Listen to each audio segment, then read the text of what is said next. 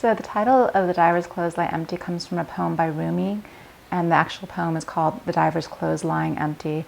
And what happened was that I was about 2/3 of the way through the book, and I was sharing it with a friend of mine, and we were on Valencia Street in San Francisco, where my offices are for a magazine I edit called The Believer, and I didn't have a title, and my friend wisely suggested, she said, well, in the past you've had a lot of luck getting titles from poetry, why don't you go back to that, why don't you think about looking at poetry for your source of your title.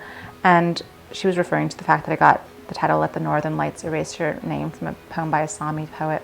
So she said, the title, maybe, she said there's the, oh, okay, I'm gonna start again. She said, my friend said, isn't there that poem by Rumi? There's a poem with a diver in it. And I said, oh yeah, I think I know what you're talking about, even though I had no clue. I just wanted to impress her because she's very smart and has read everything.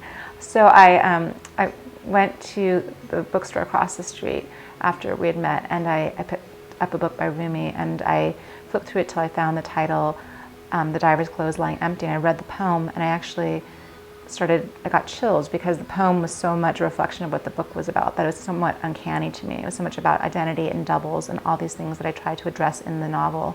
And so I knew right then and there that I had my title.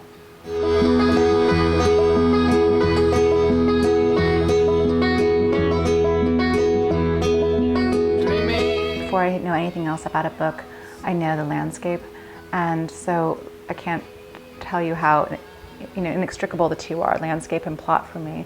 I'm a huge Paul Bowles fan, and not just with Sheltering Sky, which is also obviously set in Morocco, but also with his short stories. I love the way he uses landscape, and he doesn't just use them as a backdrop, but they actually play a part in the plot, and so I try to do that as much as possible as well.